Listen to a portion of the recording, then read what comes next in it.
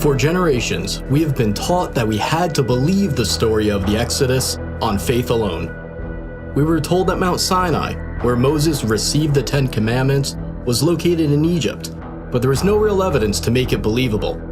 No pictures of left-behind artifacts, practically nothing to validate one of the most important stories of the Bible. The Bible says over 70 times that the Israelites went out of Egypt to Midian, which would be mostly or entirely modern-day Saudi Arabia. Is it true that there is very little evidence that the Exodus story happened, or have we actually just been looking in the wrong spot? While the theory of Moses and the Israelites being in Saudi Arabia is a relatively new theory to those of us in the outside world, it isn't new to the locals living there. We were frequently approached by Saudis eager to talk to Americans for the first time face to face. And one of the first things they would say with excitement was, "Did you know Moses was here? Let me show you where he and his people were."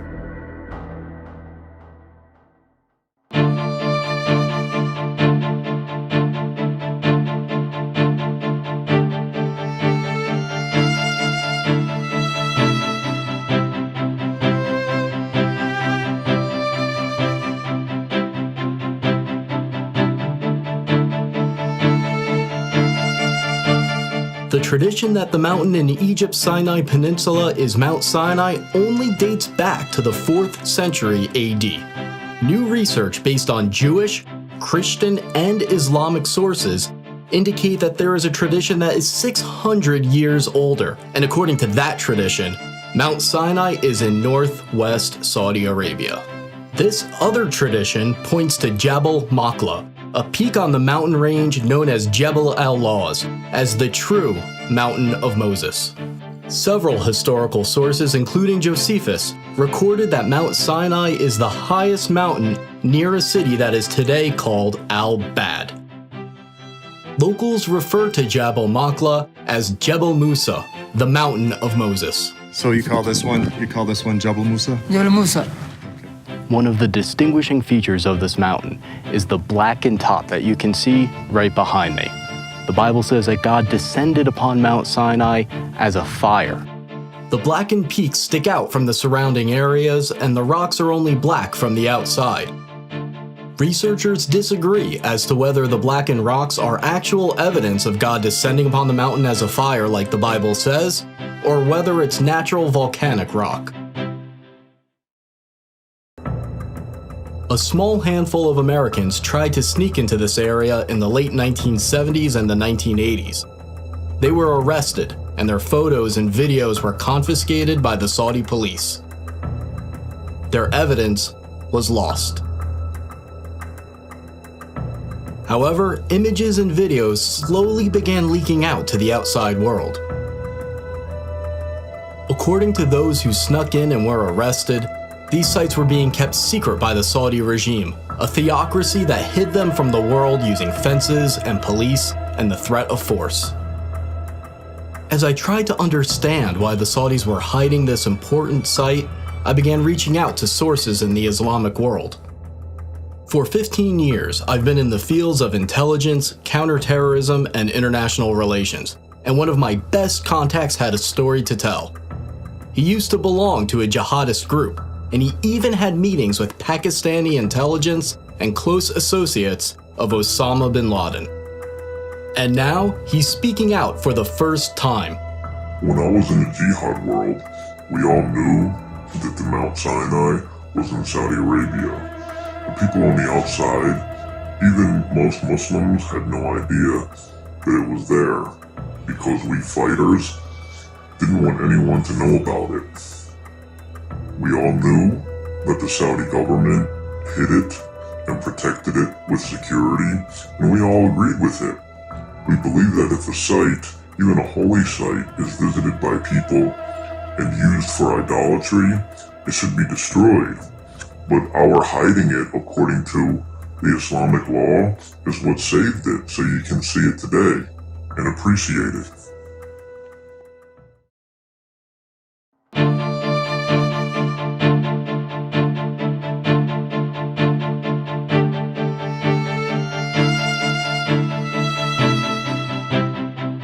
Moses flees Egypt after killing an Egyptian who he saw abusing one of the Hebrew slaves. He then escapes to Midian as a fugitive. In Midian, Moses sits by a well and he meets the daughters of Jethro who are getting water for his flock. Moses then marries one of his daughters. We are in the ancient land of Midian right now, near the town that locals describe as originally being the land of Jethro. When we visited this area, multiple Saudis approached us to tell us this is where Jethro and Moses resided. They excitedly pointed to an ancient well that is fenced off and marked as an archaeological site. The Saudis have long believed that this is the well where Moses met the daughters of Jethro, and Muslims from around the world come to see it.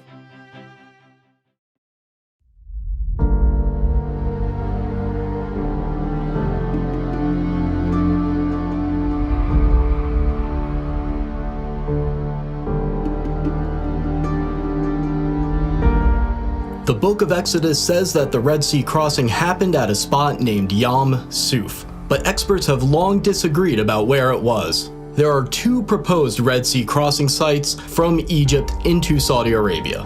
The first candidate is at the Straits of Tiran, at the bottom of Egypt's Sinai Peninsula. The second candidate is at Egypt's Nuweiba Beach. Dr. Glenn Fritz, who has a PhD in environmental geography, conducted a massive study of the land and all the historical references about where the crossing happened. He found only one exact match: Egypt's Nuweiba Beach. Nuweiba Beach is almost 5 miles long and 3 miles wide, providing enough room for the Israelite population to fit. Here, they'd be trapped with the mountains on both sides, the Red Sea in front of them, and Pharaoh's army right behind them. Amazingly, there is a path under the water from Egypt into Saudi Arabia. The path is not too steep. The Israelites could have easily walked across if the waters were parted. Underwater research by Dr. Leonard Moeller showed strange shapes in the coral, leading some to believe that the remains of Pharaoh's army are there. According to this theory, the coral wrapped around the debris from Pharaoh's army and retained the shape of the objects after they dissolved. When they brought a metal detector down to the coral anomalies, the readings were consistent with circular patterns of metal resembling the parts of chariots. We had planned to dive near the possible Red Sea crossing point because it's a public diving site with stores where you can go and rent diving equipment. But we weren't allowed to. The Saudi police showed up, and they stayed with us until we left.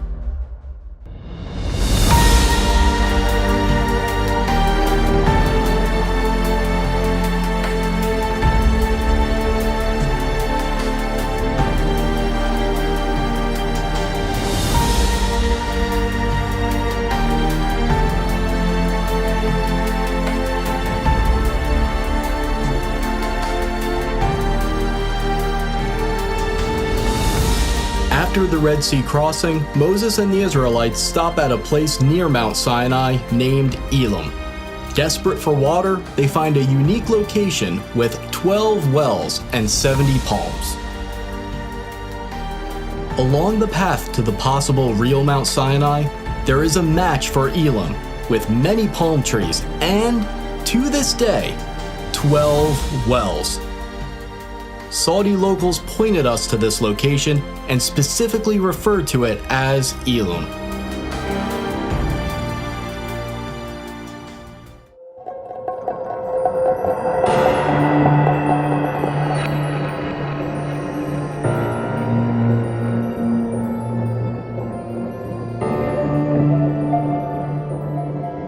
Another major event by Mount Sinai is the incident with the golden calf. While Moses is up on Mount Sinai, some of his followers begin worshiping a golden calf. They place it up on a stand and begin worshiping around it, and they set up an altar in front of it. When Moses comes down from Mount Sinai, he destroys the golden calf and sprinkles its remains into the river that comes down from the mountain. Here, in front of the mountain, we have the remains of what may have been that golden calf worship site. Now behind me, in this fenced-in archaeological site that the Saudis are protecting, you see both a stand with many petroglyphs of cows and people worshiping cows, as well as a structure that is slightly lifted that may be the altar in front of the golden calf stand. There's a sign in Arabic and English warning intruders against going into the area. The local tradition that this is where the golden calf was is so strong that if you approach it, you'll be suspected of searching for gold. According to the Bible, the worshippers of the golden calf say, "These are your gods, O Israel." This verse indicates that there are multiple depictions of bulls as the Israelites are worshiping the golden calf. On the top of the stand where the golden calf would have been placed, there is a circular indent where the rock has been worn down. It's speculated that this is where Moses grounded the golden calf into powder. After Moses destroys the golden calf, 3,000 of the golden calf worshippers are killed, so there must be a spot where thousands of people were buried. About 4 miles from this site, there's a massive ancient graveyard. It appears to be a mass burial site where the graves were dug all at once. It's located just outside the plain where the Israelites would have camped, so it's exactly where it should be if this is where that story took place. Here too, the Saudis have a sign identifying it as an archaeological site, and it's patrolled by police.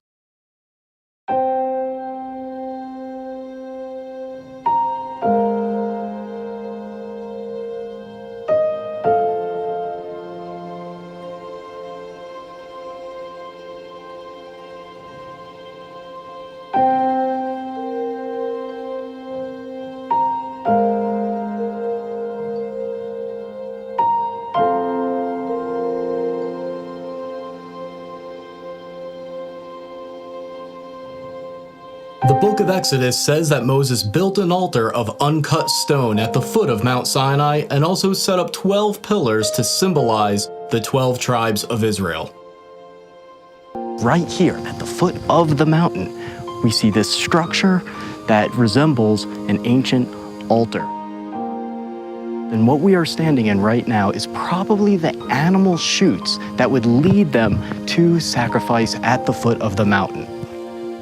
The animal chutes lead to this area of the structure, which may have been the slaughter platform for animal sacrifices. The Saudis, of course, say that this has nothing to do with Moses, but they admit that they found animal waste and bones underneath this area when they dug. People who have been to this site decades ago say that this site used to be much cleaner, and you could more clearly see the remains of about 12 pillars, as well as a stone platform that they would stand on. Near the altar and the 12 pillars, Moses reads to the Israelites the Book of the Covenant, and they agree to it. This means that Moses probably had a spot right above the altar that served as a stage in order to address the people. Right above this area with the altar and the pillars, there is an area that could have been a perfect spot for Moses to be seen and heard when the covenant is made. A Saudi local actually pointed to this part of the mountain and showed us how Moses' voice would have echoed like he was speaking in a natural amphitheater. The Bible says that a brook flowed down from Mount Sinai, providing water for the Israelites. The brook must have come down near the altar at the foot of the mountain for the sacrifices to take place, and the brook must have come near the golden calf because Moses threw its remains into the river. It's very easy to see where there was once a stream coming down from this mountain, where there's evidence of burnt sacrifices. It then ends up near the possible golden calf worship site. There's even evidence of wells around the area where a pool of water would have formed, proving that a large population once lived there. According to the Bible, the prophet Elijah travels to Mount Sinai, and once he gets there, he goes into a cave, and that's where he talks to God. The real Mount Sinai must therefore have a cave that is accessible, safe, and suitable for sleeping. This cave above the altar is about 15 feet high, 20 feet long, and 20 feet deep. If this is the real Mount Sinai, then this is almost certainly the Cave of Elijah.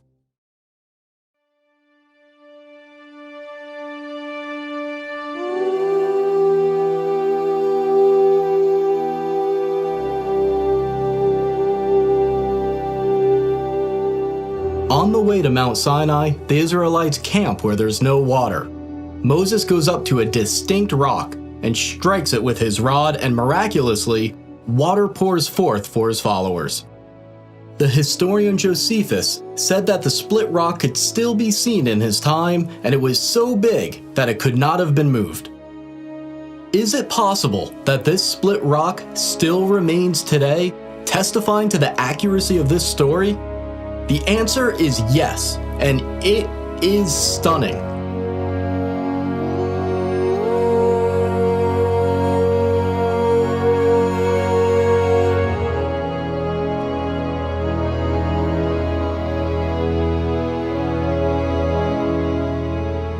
This split rock was first discovered by Jim and Penny Caldwell, an American couple that was working in Saudi Arabia in the early 1990s. The local Bedouins have long had two names for this area, the Water of Moses and the Split Rock of Moses. This split rock is on top of a 100-foot hill and is somewhere between 40 and 60 feet high. And what's really amazing about this specific location in the valley along the possible route to Mount Sinai is that the rocks underneath the split rock are smooth, as if tons and tons of water poured forth, forming a miniature lake at the bottom for the Israelites to drink from.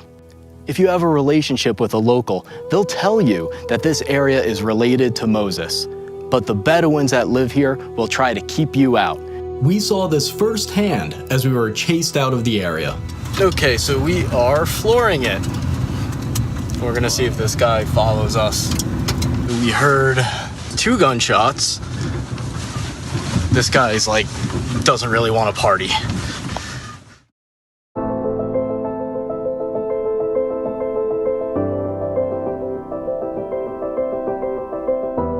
The Bible says the area near the split rock where the Israelites fought the Amalekites is named Rephidim, which means place of rest. Hebrew inscriptions we found there have been interpreted to say place of rest, the definition of Rephidim. Closer to the mountain, inscriptions have been found that Dr. Miles Jones, a scholar of ancient Hebrew, believes are talking about the battle with the Amalekites. He says one of the inscriptions refers to the death of an Amalekite. Nearby, there are 2 inscriptions that Dr. Jones believes are marking where a Hebrew mother and daughter died. The Bible says that God told the Israelites that they possess the land wherever the soles of their feet touch. Near the split rock and near the mountain, there are many inscriptions with an image of a foot and a sandal. Next to the image, there is Proto-Hebrew writing that means the sole of the foot. We also found inscriptions that were translated and found to refer to Yahweh, the Hebrew name for God. There's another area near the mountain named Wadi Musa, or the Valley of Moses.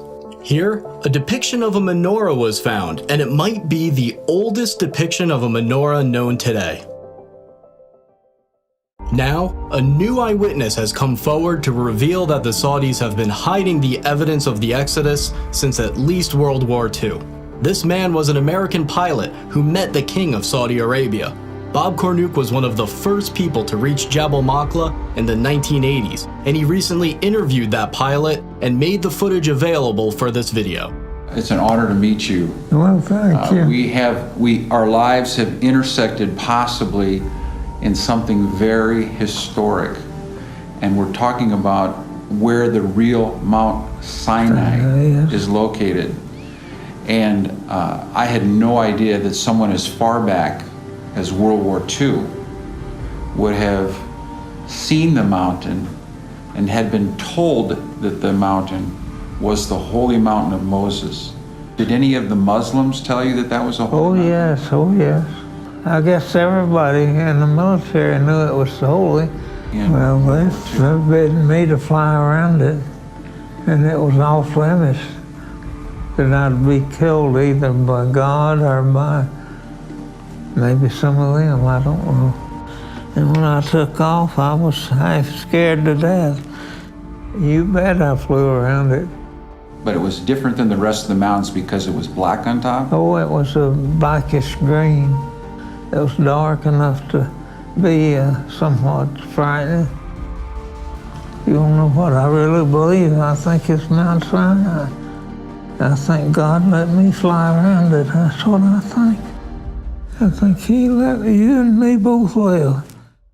Why haven't we heard about this other candidate for Mount Sinai? Why has almost the entire focus been on the traditional site despite its lack of compelling evidence. Think about how many things line up with the biblical story right here at this mountain. There's a beach and path where the Red Sea crossing could have happened, matching the biblical account. You can see how the Israelites could have camped near Elim with its 12 wells and 70 palms. Along the way to Jabal Machla, there's a split rock and area suitable for camping. There's a mountain referred to as the Mountain of Moses, with a large plain in front of it where millions of Israelites could have camped. You can see an altar of uncut stone at the foot of the mountain, where there's evidence of burnt sacrifices, right where it should be. There's evidence of bull worship, and you can see exactly how Moses would have seen the golden calf worship going on as he came down from the mountain. There's a brook that comes down from the mountain just like the Exodus story says. You can see right where the cave of Elijah might have been. All of these little details have to fit, and they fit. After I came back from the trip, people asked how I felt standing there where so few people have been able to, and the predictable feelings were easy to describe.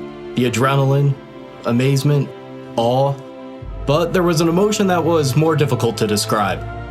I didn't deserve to be there.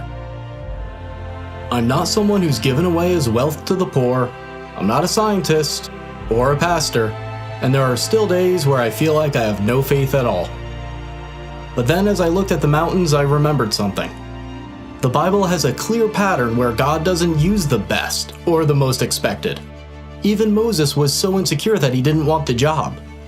Rather than using the most qualified, the pattern is that God uses the unexpected, the insecure, the flawed, the depressed, the doubter, the underdog. Every single person can make a difference, especially those that think they can't. As you watch this, the Saudis are constructing a super city that is planned to be 33 times the size of New York. If all of us don't take action, Saudi construction in the area may destroy key evidence and prevent excavation for the foreseeable future. To try to stop these sites from being threatened, we have set up a website and a nonprofit organization to support further research and to convince the Saudis to preserve the sites so they can be saved and investigated. We're entering a period that we have never been in before, one where this footage and other evidence of the Exodus and the Bible overall are only a click away for anyone on Earth with an internet connection. And as these sites are revealed, it will change the Middle East forever and impact the billions of people who follow Judaism, Christianity, Islam, and those with no faith at all. The world is about to change.